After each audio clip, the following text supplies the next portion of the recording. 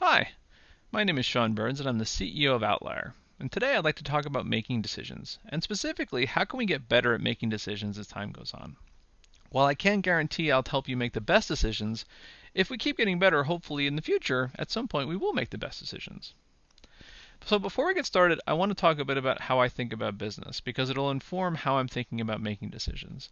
And from my perspective, business is about people. It's about you, it's about me, it's about the teams that we hire, the organizations we put together, and the people in those organizations that make the decisions that form the business. And those decisions are about data. And often in a world of charts and graphs and business intelligence, I feel that the data becomes the forefront. It's all about data. But data is a tool, like any other tool, that we as people use to make those decisions. And if we talk about making better decisions in the future, part of it's the data, but the process of making the decision is about people.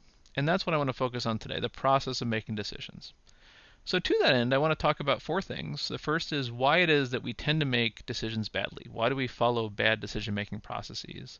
Even if we make good decisions, sometimes it's for the wrong reasons. I want to talk about an example of taking one decision and getting better over time at making it over and over again.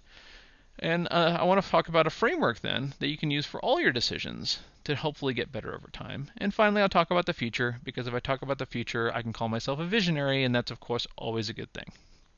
So first, let's start talking about why decisions are made badly.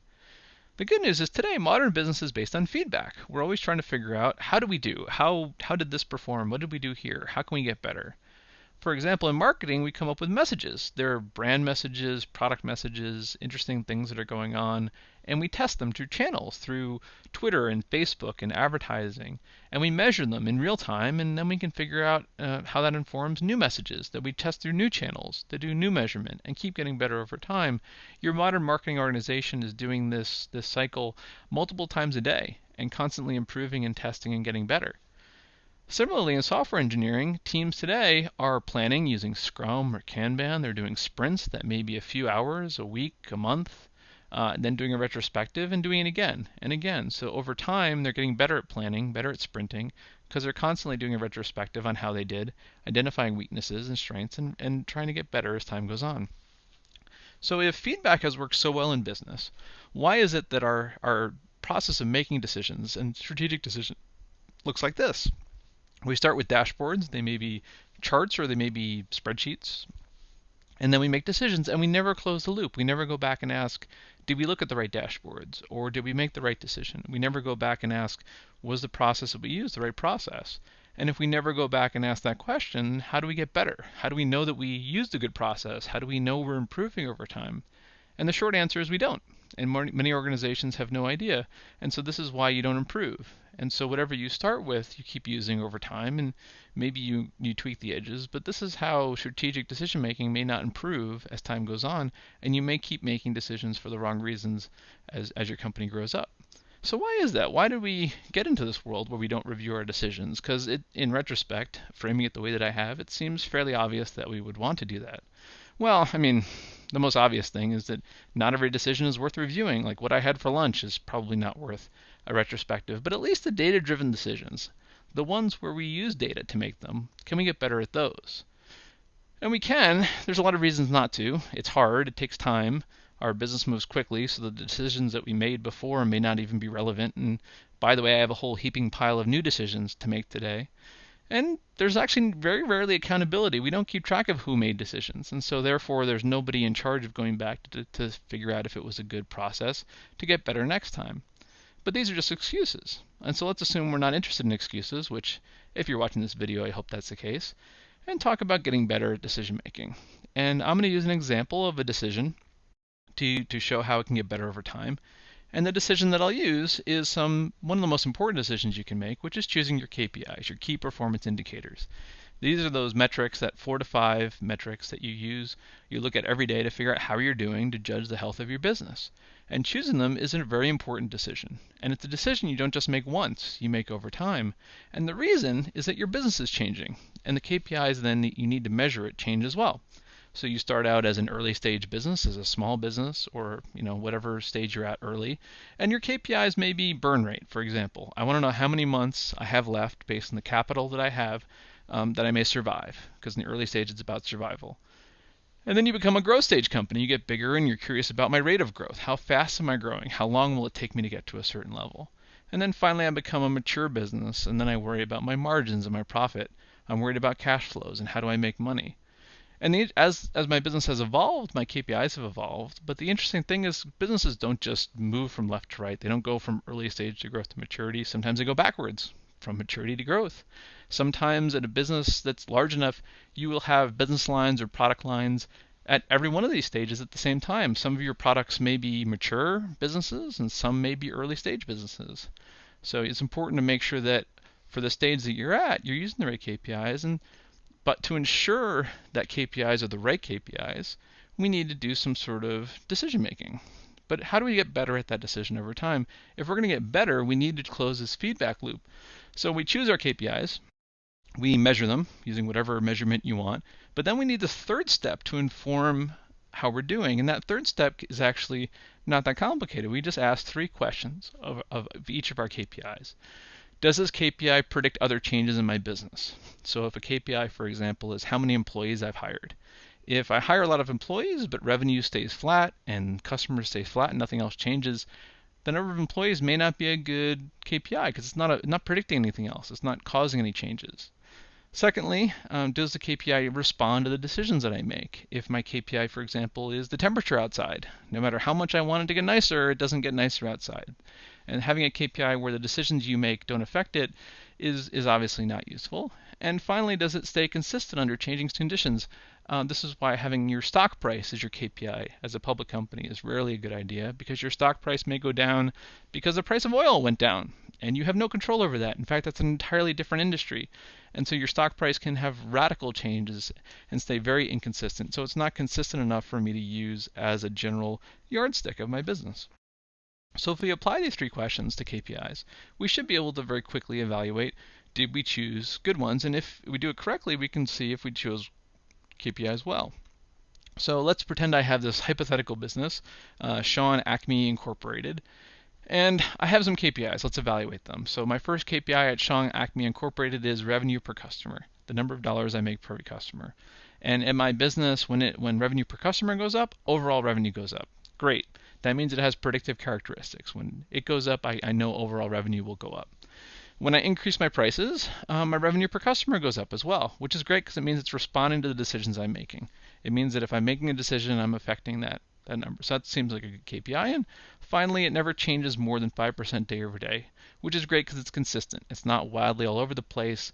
So based on where my revenue per customer is, I can get a good sense of how I'm doing. So this is great. So it sounds like revenue per customer is actually a good KPI for Sean Acme Incorporated. I have another KPI called revenue per day, and when it goes up, overall revenue is like, it just stays flat. So revenue per day doesn't actually have really good predictive characteristics.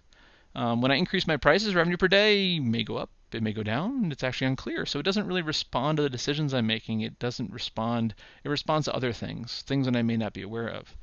And finally, it changes more than 10% day over day, so it's very inconsistent. It's hard to say in a given day if revenue per day is up or down, if I'm doing well or not doing well. And so based on this, my revenue per day KPI is probably not a good KPI anymore, and let me choose a different KPI.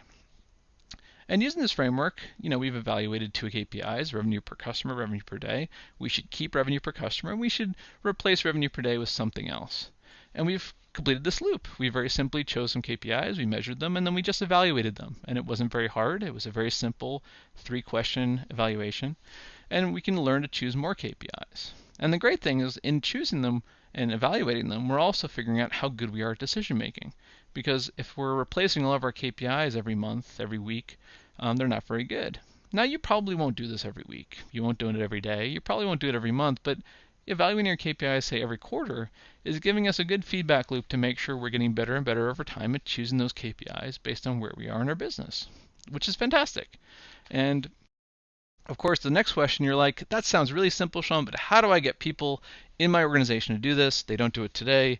They are resistant to change. How do you get people to do these kinds of things? And it turns out, in my experience, it's not hard to get people to use a lightweight process like this to evaluate KPIs for a few reasons. One is the cost of choosing the wrong KPIs is very high. If you've been in a leadership position for more than a year, you know this is true. Everybody has a story about using the wrong data to make a decision and how horribly it worked out. Secondly, the cost of going through this is low. It was just 3 questions we ask of each of our KPIs. It doesn't take very long. And in fact, the time required goes down over time because, like any activity, we get better and better the more we do it. And so if you start out doing this with a meeting, that meeting will go from half an hour to 20 minutes to 15 minutes. It gets faster and faster over time because you're better and better at doing this. And so the good news is that it's actually, if you use a lightweight framework like this, it doesn't take very long and you can get very good at it over time, making better and better. That's great, but that was one decision, choosing our KPIs. You have tons of decisions to make. How do you get better at those instead of just better at choosing KPIs? Well, the good news is that that same framework we use for KPIs is not different than a generalized framework you can use for almost any decision. So for every decision you make, you can ask 3 questions. Number 1, did the expected outcome occur? Did what I made the decision expecting to happen?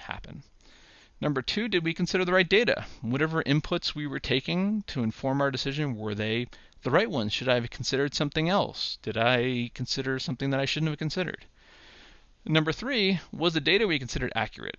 Not all the time the data you pull in is what you think it is. It may be misleading, it may be inaccurate. So was the data in fact correct? Because if we make the right decision based on the right data, but that data is incorrect, we could have inadvertently made a wrong decision. And I call these decision expectations because using those 3 questions, we can take every decision we make and frame it based in 3 steps. Based on something, some information, some data that I have, we decided to do something. This is the decision we made, which we expect should result in something else. And these 3 steps describe our decision, and they also form a contract with ourselves to say this is what we're trying to do. And in the future, if we go back and evaluate this, we can actually close that feedback loop and figure out if we're doing well in our decision-making process. So, for example, let's go back to Sean Acme Incorporated, and let's say that based on my very low churn rate of customers, we've decided to increase prices by 10%. Because we think that we won't lose many customers, they'll still be happy, and we think that should result in an additional $2 million in revenue. So here we have a decision expectation. We made a decision. We based it on some data that we had available to us, and then we think it should result in a certain outcome, and it should be fairly straightforward in the future to revisit this and come back and say, listen, this is what we thought happened. Did it happen? Great. Was the churn rate we looked at accurate, or was it misleading? Great. And therefore we get a sense of, was the decision process we used. Now the important thing about these 3 steps is that middle question, that we decided to increase prices, that's the decision itself. The first and the third, the information we base it on and the outcome, those are the process. That is the feedback that will make us better over time. Because there may be a few different decisions that are the right ones, and the question is, are we using the right things to consider, and is the outcomes that we expect happening? Now, the only problem with that is, as we mentioned at the beginning, what about accountability? Who's in charge of going back? Well, as with any feedback loop, the people in charge of going back are the people who made the decisions. This isn't about performance reviews. We're not going to grade you based on the percentage of your decisions that were right. This is about us as people getting better. And so the person responsible for going back and looking at it is the person who made it. And so very simply, we have to go back to our expectations and say, instead of we, who? In this case, it was me. It was Sean. I made this decision at Sean Acme Incorporated. But it could be a team. It could be a person. It could be almost anything. And they are the ones in charge of going back and just double checking. Did this happen? Did I make the right decision? Did I use the right process? And if I didn't, can I learn from that? And how can I do it better in the future? So a decision expectation is a contract with yourself. It's a contract with yourself to get better. And the great thing is it's easy to do. You won't use it for every decision, but you don't actually have to use it with every decision to get better at decision making, because the things you'll learn about your decision making process will apply to almost all decisions, even if there's only a few of them that you're going back and evaluating your expectations for. And the great thing about making it easy is now we have our dashboards and our data that help us make decisions that allow us to do a retrospective by looking at our expectations and getting better. So we've created this feedback loop in decision making, and now we can know that we're getting better over time, which is fantastic. That was our goal, and we've reached our goal. So let's talk about the future. We've caught up with the present, so where are we going? And the real question is, how can we make this process easier? And I think simply, in my mind, business analysis automation will be the biggest help that you can imagine. Because the hardest part of doing this is going back and evaluating those expectations, those decision expectations that we made. What if that process was automated? What if those dashboards and data we use to make decisions, and then we went to a software system and just entered in that decision. And it came back to us a quarter later and said, hey, Sean, listen, that decision you made to increase prices, it actually did result in a jump in revenue, and it turned out the churn rate was pretty accurate back then, so it was a good decision. Or it comes back and say, listen, revenue actually went down, and the churn rate was very misleading because it was only for customers in the US, and it turned out they weren't representative of worldwide customer. So a system can actually automate a good portion of that feedback loop and help us get better by double checking our work for us and removing the burden of having to go out and find those numbers and find those things, keep track of the decisions, and come back to us. So I think the future of business analysis automation, a big part of it will be decision support. Will be helping us get better over time. So in terms of takeaways, hopefully this has been useful. A reminder, if you don't review your decisions, you won't improve your decision making. It's just that simple.